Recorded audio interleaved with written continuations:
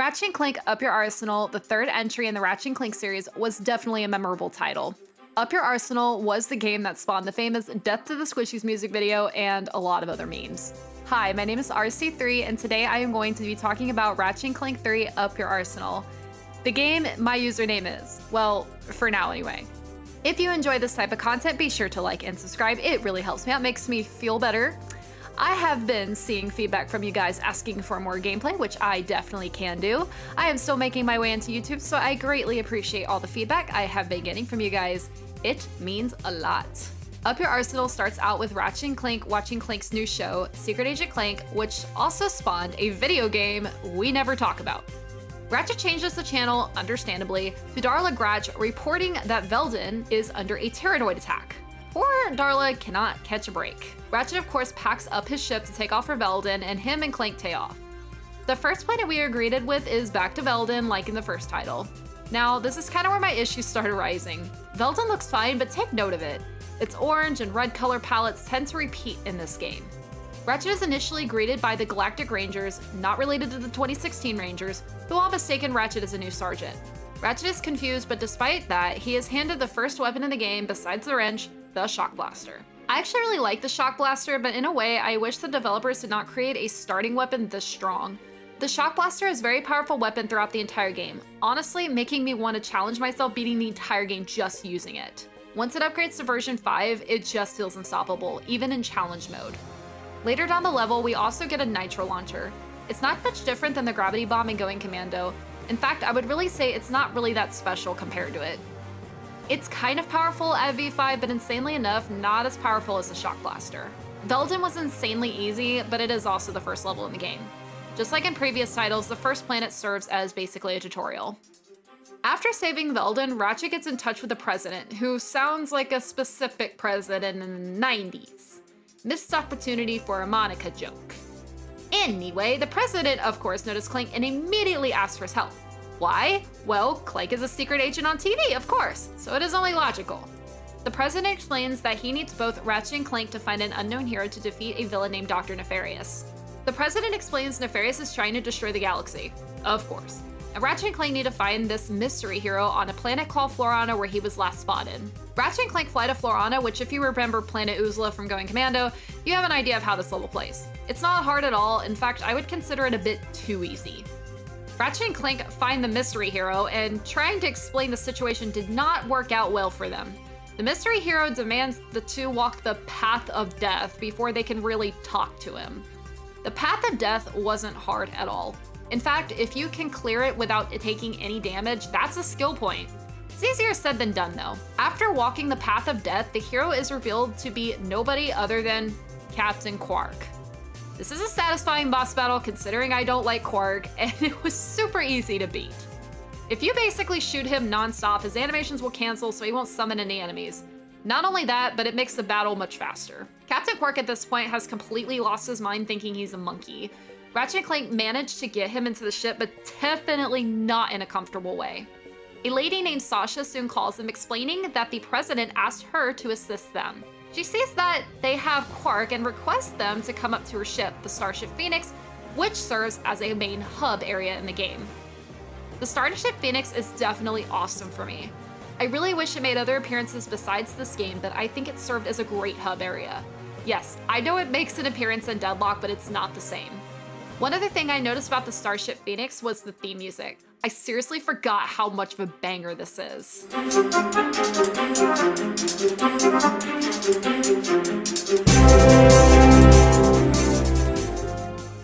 The Phoenix has a lot of amenities as well. There's a Gadgetron vendor, an armor vendor, an area to customize your ship, a VG-9000 gauge system, a caged area for Quark, and so much more. Ratchet meets Captain Sasha on the bridge as she requested when they landed, and as soon as he gets a distress call from the president on Arcadia.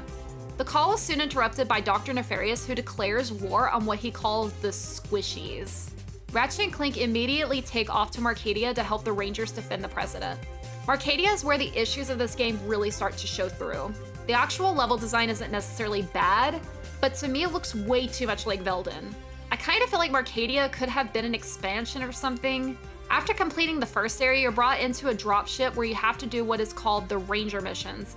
These are little missions you need to do for the Galactic Rangers, ranging anywhere between the classic defeating enemies to turrets and even flying a ship. Lots of fans are mixed on these missions, including myself.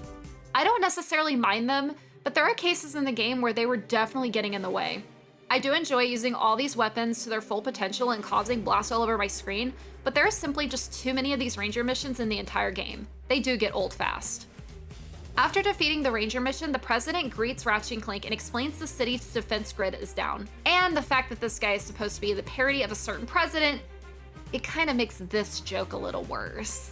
My daughter tells me you're a man who's good with his hands, Ratchet. Ratchet and Clank repair the defense grid, which was pretty uneventful, only to find their old friend Al, who was in the process of fixing it, but instead was playing a Quark video game. Clank has to borrow the vid comic, which Al agrees, and now we have to return to the Phoenix to play it. Ratchet and Clank hope this vid comic from Al will help Quark regain his memory, so they play it for him. Well, I play it for him. I absolutely hate these vid comics. The cutscenes are enjoyable to watch since they do explain the whole war with Nefarious and Quark, but these vid comics are absolutely stupid to play. There were several times where I had issues simply trying to get to the end of the comic, and it doesn't help you that you have to complete each comic under a certain time and get the Quark tokens in order to 100% the game. I wish Insomniac at least made these way shorter and easier, but thankfully in challenge mode, they're technically optional, assuming you already got the titanium bolts on offer in the regular mode. I would go as far as to say these vid comics alone almost ruined the entire game for me.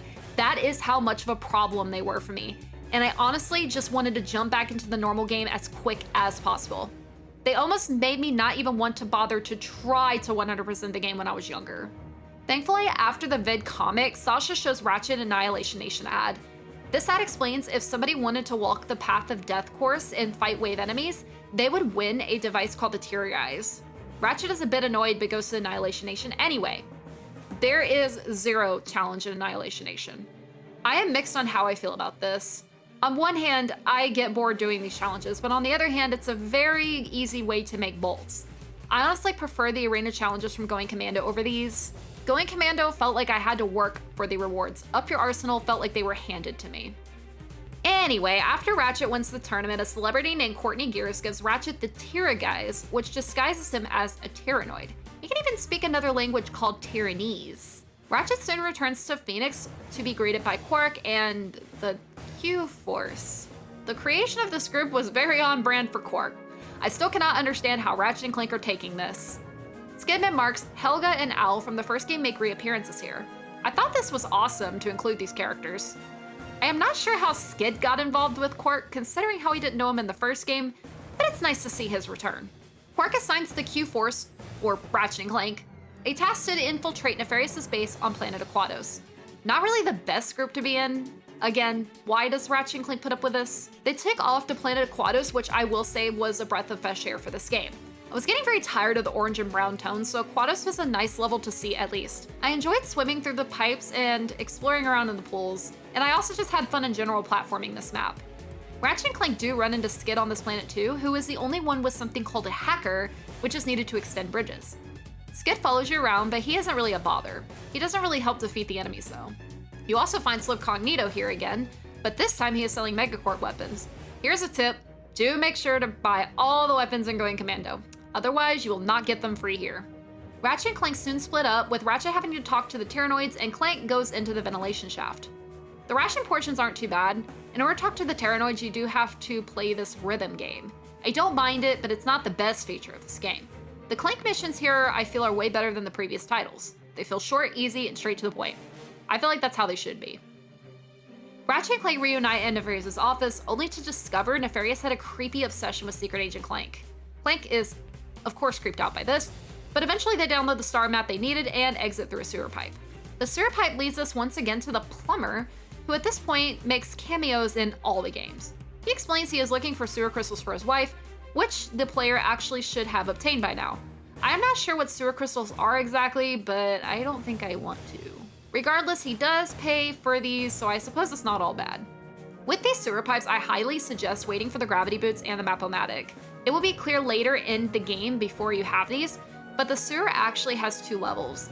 The second level is inaccessible without the gravity boots, and the Map-O-Matic actually shows you where all the crystals are on the map. Ratchet and Clank soon obtain coordinates to the Terranoid's planet Terranosis, as displayed on Nefarious' star map. Quark soon draws up another plan for Ratchet and Clank, explaining they need to disable the defenses and battle something called a Mama Terranoid. Ah, Terranosis. Might as well call this Veldin 3.0. This planet has the same orange and brown desert look to it. The Mama Terranoid was a stupid boss battle too. I see they were trying to do something different with the perspective ship, but it just annoyed me. This planet is boring, lazy, and a waste of time. After beating the Mama Terranoid, Quark of course does take credit for everything. Again, why are they tolerating this? Quark drives me absolutely crazy, especially after he did in the first 2 games. Ratchet and Clank go back to the Phoenix where Ratchet shares his experience in the battle. A transmission pulls up interrupting where Al traced it back to a planet called Dax. Dax was introduced on a show called Supervillain Weekly where it explains there are plans for the Bio-Obliterator. Before they can travel there though, they do need to do a quick obstacle course with Helga to get the Hypershot and the Hacker. Ah yes, the Hacker. The Hypershot is just a slingshot, but the Hacker is my worst nightmare. The worst, probably worse than the Trespasser from the first game. Dax was honestly not as hard as I remember. Maybe it's because I spent so much time on this planet as a kid, but really it's not too bad. I really hate these giant enemies though, they are so annoying. Planet Dax is also where the iconic Death to the Squishies music video is shown, not to mention Ratchet's little dance.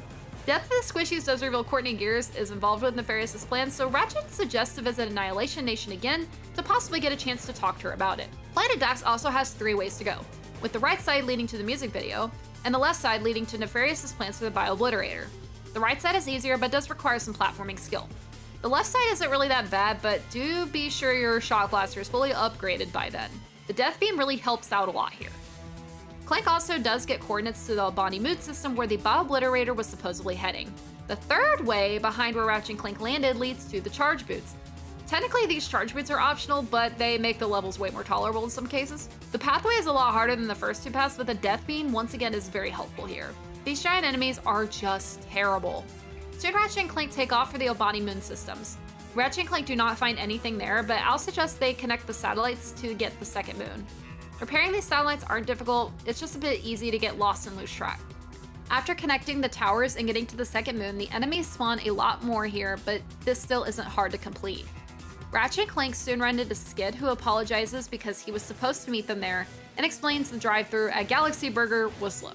They do learn the third moon is unfortunately locked behind a Omega-class disinterrogation shield. Just before they can really do anything though, Ratchet received an emergency call from the Galactic Rangers who cry for his help from Blackwater City. Ratchet and Clank both of course race to their rescue. Honestly, I was very disappointed with what they did with Blackwater City in this game. I don't think Blackwater City deserved to just have ranger missions. It felt really lazy and poorly thought out. At least it plays the original music, but just the fact that they chose to make this planet just ranger missions kills me. You at least get quite a few bolts here as a reward, and you also get the gravity boots, which are needed for later missions, but I just don't think it was worth it. After these missions, Ratchet sees another Annihilation Nation ad advertising Courtney Gears is presenting the prize once again. Ratchet and Clank take that opportunity to talk to her again, and once again, they do another death course and challenge enemy wave. We do get another vid comic here, hooray, and Courtney Gears once again presents the prize after Ratchet and Clank finish the second challenge. They don't actually get a prize here. Courtney Gears actually asks Clank if she could star in one of his holofilms. Clank agrees only to the condition that she shares where Dr. Nefarious is at. She agrees to talk, and everyone heads off to Holostar Studios. In Holostar Studios, Ratchet plays as Clank's servant, but he accidentally ejects Clank out of the car and gets fired for it. Honestly, I cannot be mad at Ratchet here. I would have done the same thing on purpose. One could argue this was just an accident. We are left with yet another Clank mission, which was cleverly just a Secret Agent Clank episode we could play in. I love this approach. The missions were a bit tough, I suppose, but still had a lot of fun playing as Secret Agent Clank with a monkey. Clank saves Courtney Gears like the script was written. Clank then asks for Nefarious' location, but Courtney Gears backstabs him and knocks him unconscious. She then takes him away and takes him directly to Nefarious' office. Nefarious confronts Clank directly, giving him 2 choices: join him or be a traitor to his own kind and die with the Squishies. Clank, of course, did not join him. Nefarious also switches Clank out for a clone he called Clunk, basically an evil Clank. Honestly, the idea of an evil Clank is absolutely hilarious to me. Ratchet soon gets concerned about Clank, and when he looks around for him, he is quickly ambushed by Terranoids. If you hate the hacker, Hollow Star Studios as Ratchet will be your worst nightmare. The amount of hacker levels to do are on this planet are crazy. The mini lockpick games already suck like all in the other titles. It's just much worse here. Ratchet reunites with who he believes is Clank, but does notice something is off with him. He does explain to Ratchet Nefarious is on board a star cruiser called the Leviathan. Ratchet does accept this answer, but definitely notices something different, but brushes it off. Skid soon calls Ratchet explaining that he managed to bring the shields down of the third moon and the Obani moons. Unfortunately, though, he was spotted by Courtney Gears, who he for some reason asked to autograph his t-shirt. When Skid shares his excitement about the shirt, he soon gets captured. Ratchet and Clank soon rush back over the Obani moons and land on the third moon, which is revealed to be Courtney Gears' hideout. After exploring for a bit, Ratchet and Clank see footage of Courtney Gears using the Bio-Obliterator to turn Skid into a robot, leaving Ratchet flabbergasted. Courtney Gears then teleports them to her, trying to force Ratchet to become a robot like Skid. Ratchet battles her as a response, which honestly felt a bit weird. I don't know why, but violently battling a Britney Spears clone just doesn't feel right to me. She wasn't very difficult to beat though. After the battle, Sasha calls Ratchet and explains that the Leviathan was tracked at the Zeldrin starport. Ratchet soon makes a decision to come back up and pick up Skid later, and rushes to the starport to meet with Quark. So the Zeldrin starport is interesting. I turned left and spotted Quark right there. I don't really see the reason to go straight, and you will soon quickly see why I say that. Of course, Quark and Scrunch were arguing about Quark and Scrunch's sister. Okay. But of course, gets embarrassed when Ratchet and Clank unwillingly hear this argument. Quark explains the Leviathan has a self-destruct sequence, so he teleports Ratchet and Clank and himself on board. They soon meet up with Dr. Nefarious, surprisingly, who ends up self-destructing the entire ship. When the self-destruct is activated though, Quark mentions to Ratchet he spotted something important and insists that he cannot move on without it. The self-destruct sequence was pretty straightforward. I just avoided all the enemies and I was able to get there in plenty of time. Ratchet and Clank briefly wait for Quark in the escape pod once they make it, but Clank insists for Ratchet to leave Quark behind. Ratchet insists to wait, which I don't know why, but Clank ignores this and hits the escape button anyway. They fly back to the Phoenix only to be greeted by the Q-Force and Sasha with sadness about Quark. A funeral is then held, which was interesting. A very Quark-type funeral for sure. And of course, this spawns another meme. What a load of bullshit. We also get the last known Vid comic here, which contains a more brutal Nefarious battle compared to the actual Nefarious battle. The Vid comic explains that Nefarious once attacked Metropolis with an enemy of insectoids, but Quark had stopped him. This leads Ratchet to believe that Metropolis was Nefarious's next target, so him and Clank quickly set off to there. Metropolis was a breath of fresh air, especially for this game. Insomniac kept the old style from the original game here, even reusing the old theme. The level design really wasn't too much different compared to the original, just thankfully no fitness course. Midway through the level though, Ratchet quickly sees Nefarious successfully using the Bio-Obliterator, turning all the Terranoids into robots instantly. Ratchet battles all the Robo-Terranoids only to run into Nefarious, Lawrence, and Clank. Yeah, as I said earlier, this turned out to be the evil Clank, but of course Ratchet just finds this out. And Nefarious reveals his name to be Clunk. Clunk turns into a giant to battle Clank, and Nefarious hoped that Clank would get a front row seat to Ratchet's destruction, but obviously that didn't work out. The Klunk's boss battle was a total joke. I felt like this boss battle gave me zero challenge and he was beaten rather quickly. I do understand he isn't the final boss, but the designer should have increased his challenge just a bit. There is a common strategy in Up Your Arsenal to defeat boss battles, and that is to keep blasting them so they cancel out their animations. It worked for Quark, and it also appears to have worked here. There is also some more Ranger missions here, but they're technically optional unless you want the Ranger trophy, which is needed for 100%. None of these missions are great, but they do reward a lot of bolts, so I wouldn't classify these as a total waste of time. After defeating Clunk, Ratchet and Clank decide to head back to planet Zeldrin to see if they could find what Quark was looking for. Zeldrin is a strange place the second time you visit. Like I had said earlier, I wasn't sure what happens if you go straight. Well, here, it is in ruins. Well, because it was blown up. It is unclear to me what this route was the first time, or if it was designed to be optional at all. This map isn't hard though, and does include a device that stores extra nanotech. Very handy. After they explore Zeldrin, they did find a decrypted data disk, which claimed to place a tape on it, and they discover, or wasn't dead at all. Big surprise. Quark had actually called a taxi company disguised as a lady asking for a ride, plus extra batteries for his crotchesizer, which was still warm evidently. Ratchet and Clank quickly returned back to the Phoenix, only to be greeted with Al, who found a lost vid comic. Yay, another vid comic. I didn't have much to say on this one. I was just glad there was no boss battle in it because I probably would have lost it. It's just as tedious and annoying as the other vid comics though. The vid comic reveals to everyone Quark actually has a secret base on the Thran asteroid belt, so they just go and decide to fly there to see if they can find him. So the Thran asteroid belt is basically another version of Umbra's from the first game. The reason I use that comparison here is because you were fighting Quark bots, and everything pretty much has his face on it. It's very obvious that this is Quark's home. This planet was honestly boring to me, but at least it did get some challenge. The Quark bots are a bit annoying to deal with since they get destroyed to the point of being a crawler, but they weren't all bad. This planet was mercifully short though. Of course, Ratchet and Clank do find Quark alive and well and confront him directly for faking his death. I was cheering Ratchet on for telling Quark off here, but of course Clank informs him that the galaxy still needs him. I don't know. I kinda side with Ratchet here. I think Quark honestly deserves to rot alone here, but that's just my opinion. I don't know if this was his plan originally, but after a while there would have naturally been no point of return. How do you recover faking your death like this to your loved ones? Anyone who sympathizes with Quark is a clown here. Just as they leave, Sasha calls Ratchet on a broken transmission and cries that the Phoenix is under attack. Ratchet and Clank soon rush over to the Phoenix to see total chaos erupted. This is the only time where you can really explore around the Phoenix, since this is the only part of the game that actually has the transport bridge removed. I would highly advise making sure that any armor and ship accessories you want are purchased before activating this transmission, because once this battle starts, you only get the generic Gadgetron vendor, so you cannot purchase any armor or any ship customization until the battle's over.